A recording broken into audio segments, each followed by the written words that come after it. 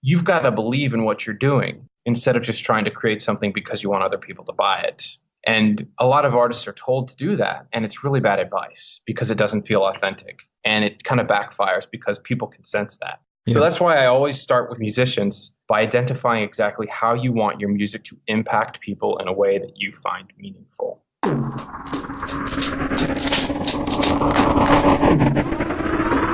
You're listening to Music Growth Talks, the podcast for musicpreneurs, with Andrew Apanov.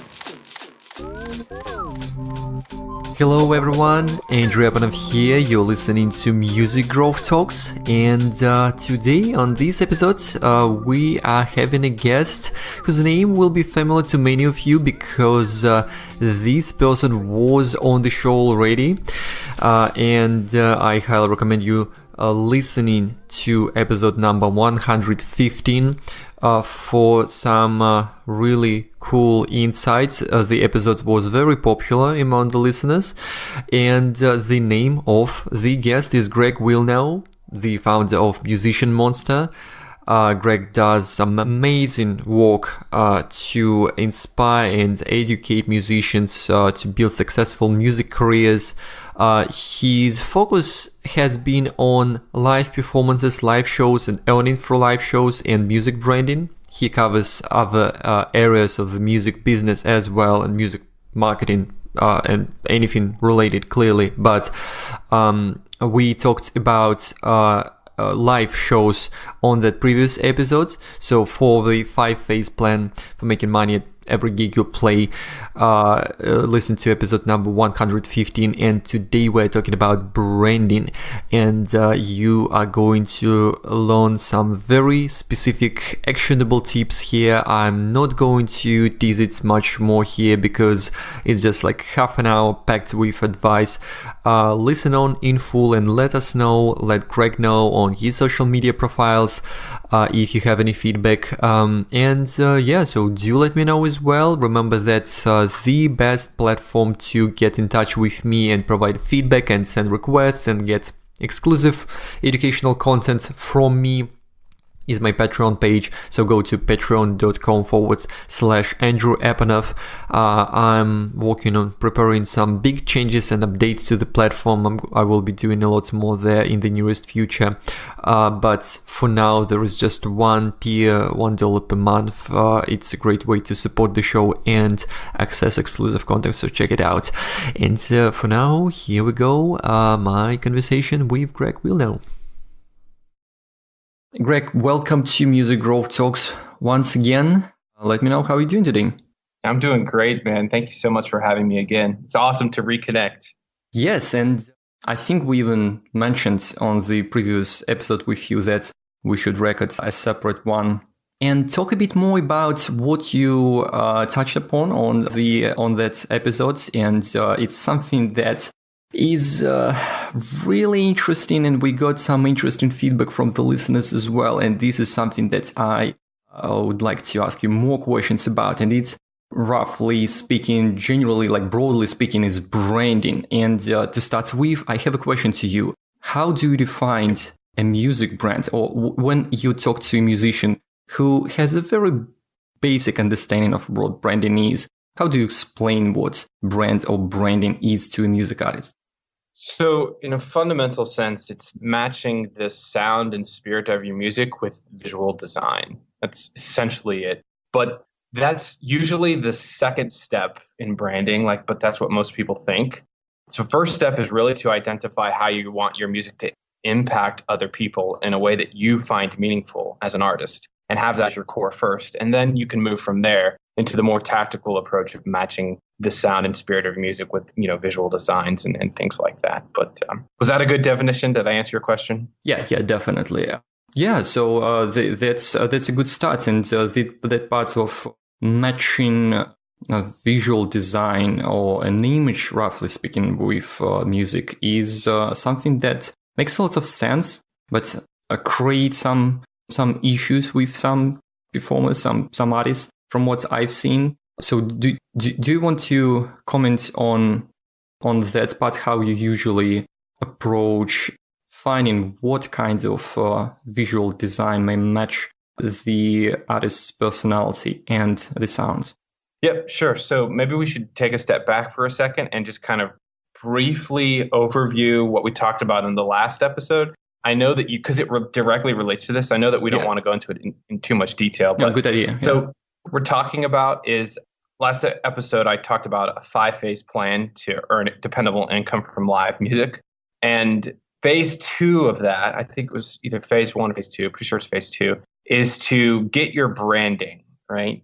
And so that's what we're talking about in relation to this. And what we're going to do, I think, Andrew, what you're saying is we're going to go into some more detail about once you kind of, have your branding. We're going to go over that a little bit, some basics of that. But, we're going to talk about how to leverage your brand at your live performances, specifically how to, create merchandise that people want to buy. So when you go to your performance, you sell merchandise. And that's one of the benefits of that. But picture going to your performance and standing in front of a crowd of people who are all wearing your gear. That's a powerful, that's a powerful thing. So that's what happens when you match, the mission behind your music to visual design, and that's what we're gonna talk about here. I really like that you brought up the theme of merchandise and physical products, because usually we talk just about the online stuff and social media, and it's clearly important to keep the visual branding consistent across your web properties and things like that. But merchandise is really interesting and crucial for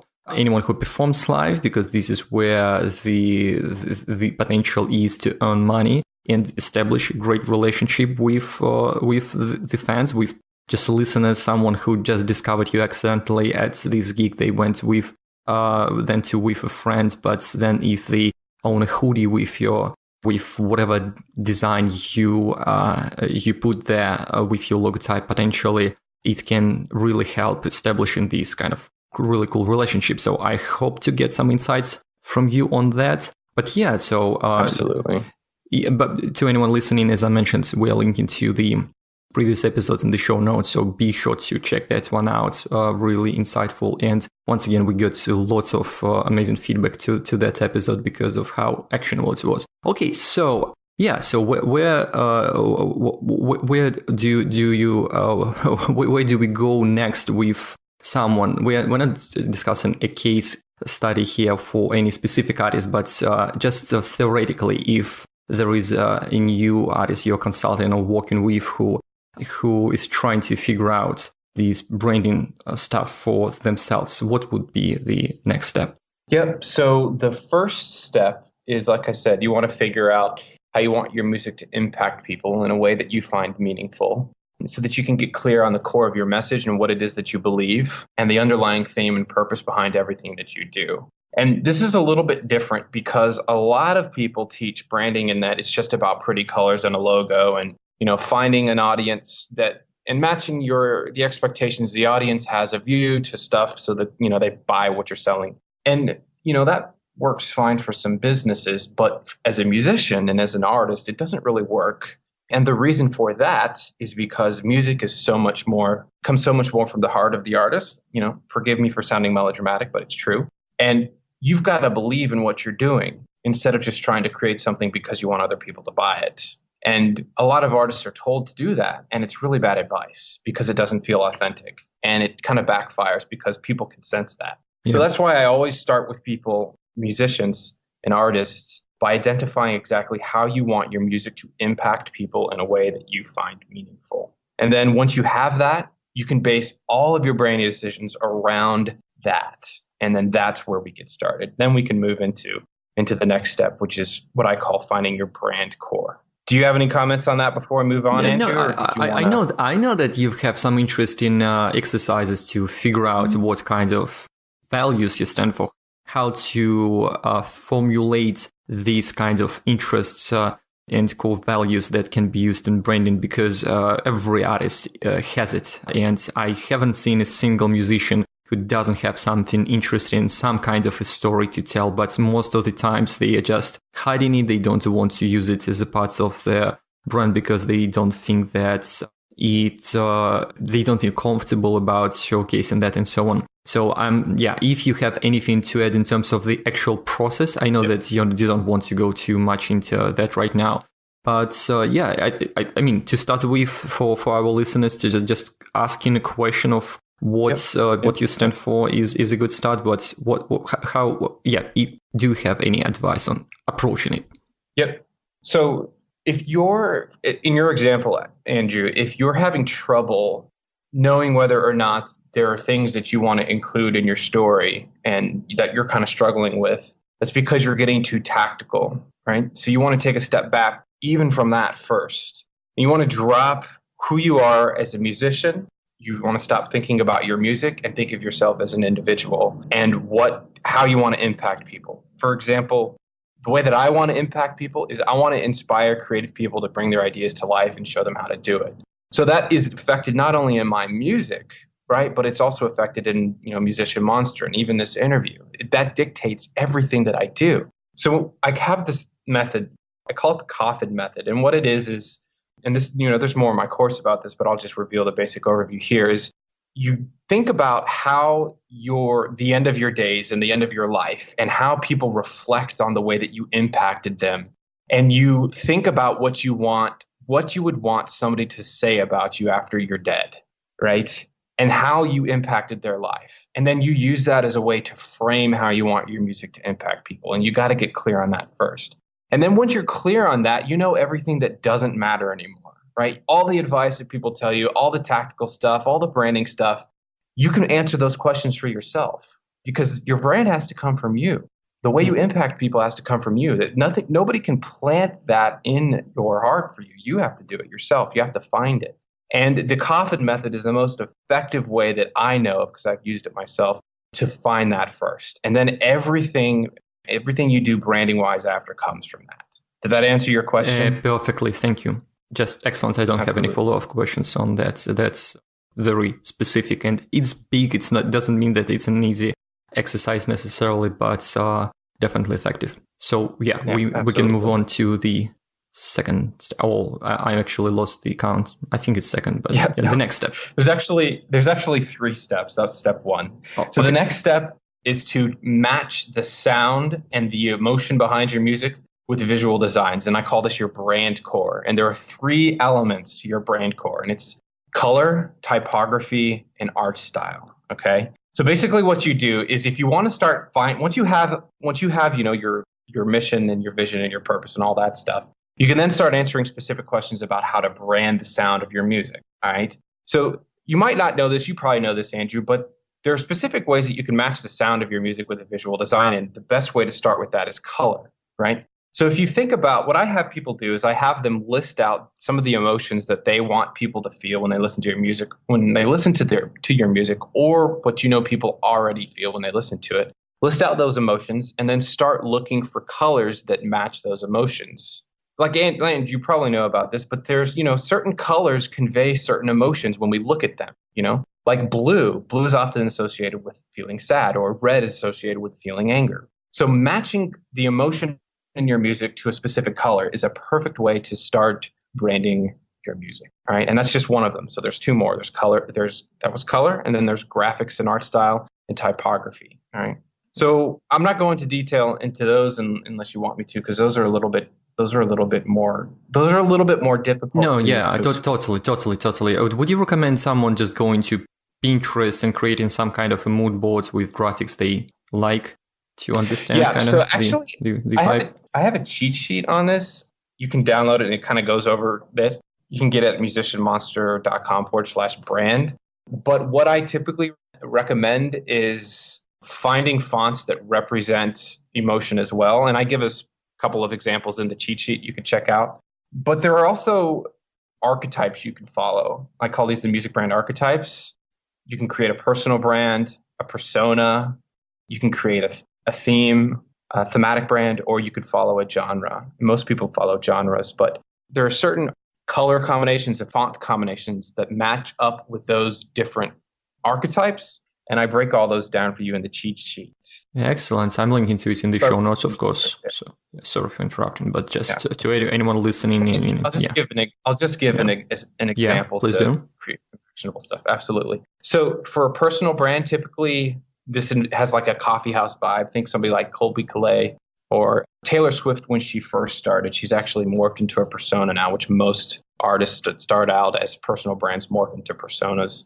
They typically have fonts that match their handwriting, right? And their logo is their signature. So that's a perfect way to kind of figure out your font. Graphics and art style for personal brands are typically images that represent the artist, like personal images of the artist. So those are a good way. Picking an archetype is a good way to figure out kind of how you want your brand core to turn out. So your color, your graphics, and your art style. But color is the best way to get started with that. Yeah, very cool.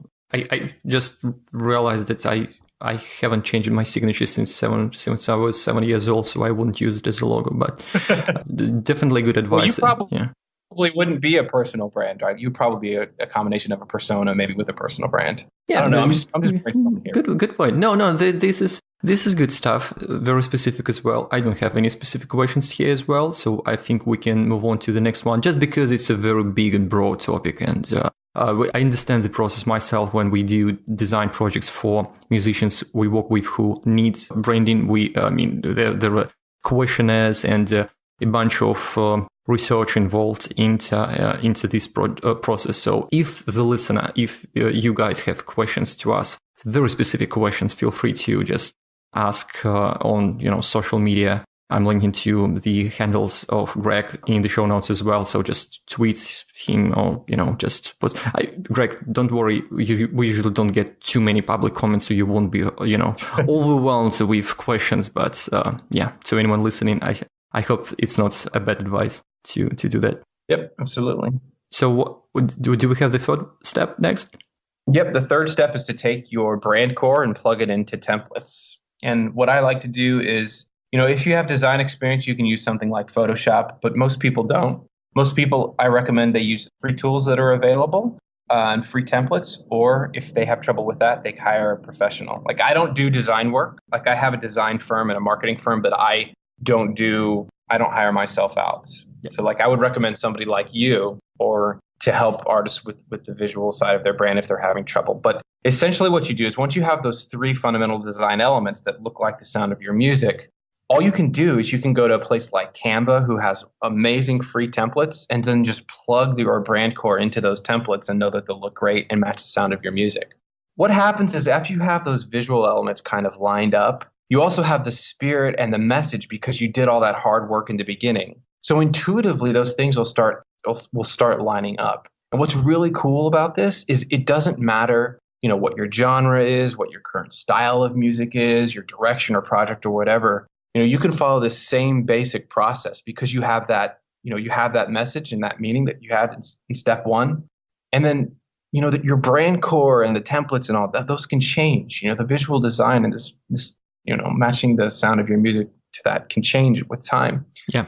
And, that's what's kind of cool about it. Because, you don't want to be a slave to your brand, the visual parts of your brand. You don't want to paint yourself in a corner. So that's what's really cool about this process. It's kind of like it's a creative thing that comes from you just as much as your music does. Yeah, that's a very good point, a very important one, because it is definitely a creative process. But sometimes I think some musicians may be approaching it as just something they have to do without contributing enough to it, while it's so important.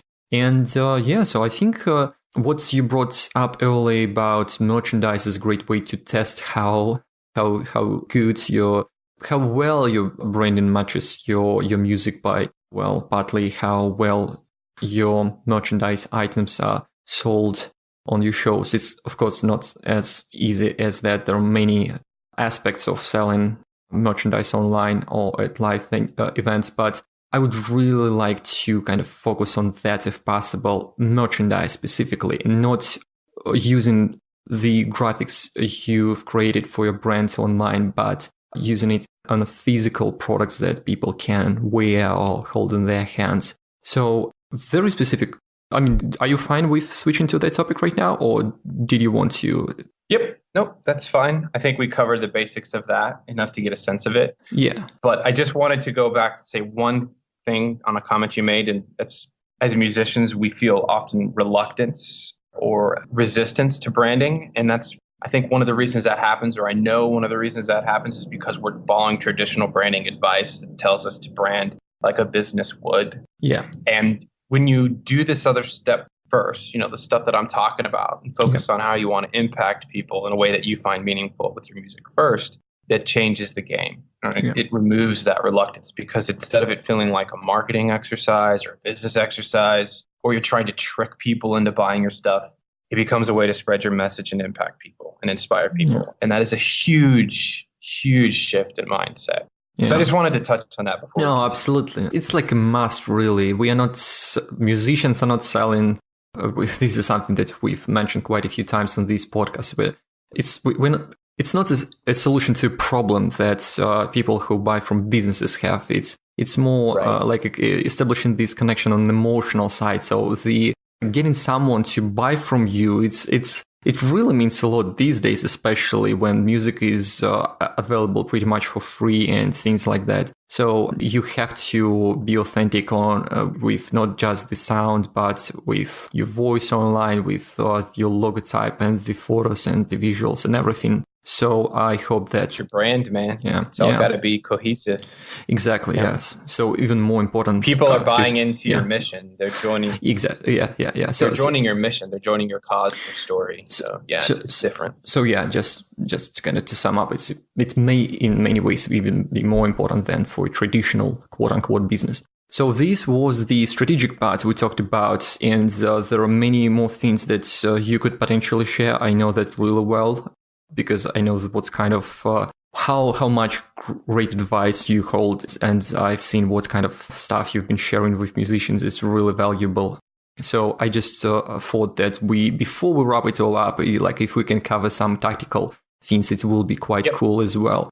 Yep. Merchandise that I mentioned. So a very specific question to you here. So how do you even approach deciding on what kind of graphic to use? Just like trying to use a logotype as much as possible, or so there are different approaches to this, using lyrics from like quotes from the songs of an artist if there is something really catchy, or just using artwork that matches the style, especially if you have an illustrator, for example, who can create really cool graphics. This is popular in the metal world, for example. So how do you even have, or it depends on the specific brand or the genre? Yeah. So I don't think that providing specific genre advice is, effective, especially when I don't think that telling people to brand based on genres is the best advice in most cases. In some cases it is, but in most cases I don't think it is. I think it's, anyways, I just don't think it's very effective. So what I'll do instead, if you're cool with this, Andrew, is I'll give just the basics of how to create merchandise that people want to buy in a way that is authentic and fits with their music. And then if you want, I can also briefly explain how that then naturally ties into selling it at live performance in a way that doesn't feel salesy. Yeah. And by the way, this was just a very awkward, sophisticated way to ask a question that you just formulated. So I don't ask you to comment on genres specifically. So yeah, what if you can talk about the process of deciding how to create, what kind of merchandise to create, it will be best. And yes, of course, we want to know how to sell it, because why the hell would we be creating this merchandise in the first place? So yeah, please go ahead. Well, I think that, you want people to buy it, but, most of us aren't really motivated just by money for its own sake. We want to know that we're making a difference, and it's kind of validation. Yeah. You know what I mean? Like, yeah. It means that, oh, yes, people care about this as much as I do. So for the merchandise, the big shift for me was when I started selling my merchandise with stories. All right. And it's not just me who does this and has found it effective. I work with Manifest, he's a Billboard charting artist, and this is what he does. He got dropped by his label, and he recovered everything that was lost by telling the story to his fans and using that as live performance, and using that as his live performances to sell merchandise and also to create it. And I stumbled upon this same thing too, and that's what I'm going to share with you guys, because the first time that I actually did that, used story to sell merchandise, I was making like nothing from my live performances for years. And the first time I did it, I made almost $1,000 in the same month from the same gigs that I was making nothing from before. So it works. So to get started, you want to get clear on what your story is as an artist first. And then once you have that, you can start identifying stories behind your music. And the reason I say you want to get started on yourself as an artist first is because once you identify your story, it kind of gives you a sense of how you can identify stories in other things and then tie them together. And remember, all this goes back to that first thing that we talked about, which was how you want to impact people. And if you're having trouble now with some of this tactical stuff, it's because you don't have the strategy and you don't have this one thing first. Having that one thing answers all of these questions. But I'll just go over, how to do this first. So to get your story, there's actually what I call a 3-part music story formula. All right. And if you want to go to musicianmonster.com, you can find this, but I'll go ahead and give you a link. I'll give you the URL, Andrew, so you can insert it. You can insert it into the show notes. But the 3-part music story is just simply this. It's called struggle, it's called catalyst, and then ascension. And the struggle, your story starts out with something that you struggled with early on. And then catalyst is when you made the decision to use your music to overcome that struggle. And ascension is sharing what your life is like and how you are using your music to continue to do that, not in your own life, but also in other people's. And that's the basic framework for a story. And it follows with a traditional story arc, right? Yeah. Struggle, overcome, and then success or ascension. Okay. So that's how you basically find your story, and then you can insert it into your bio and all this stuff. But so once you kind of have that, you're then kind of in tune to finding it in some of your songs. All right. And you can start looking at songs objectively, like, there might be a story in some of your songs and you don't even know what it is yet because you just haven't tried to look. Okay. So what you can do is, like, let's say you're a country artist and you have a song written about, I don't know, playing on a tire swing when you were a kid, right? You have it sounds like such a country song, right? But that's a fond memory for you. And so you wrote a song about it, and that's a story, that's a story. So what you want to do to create your merchandise is you want to create a visual symbol that represents that story. Right? So what that would be in this example would be like a tree with a tire swing hanging from it. And then something that simple. Okay? Mm-hmm. So what happens is when you have that song, you're playing that song live, you introduce that song by telling the story. And then once you have the merchandise, you set a display at your merch booth, and then you can point to that merchandise and mention it.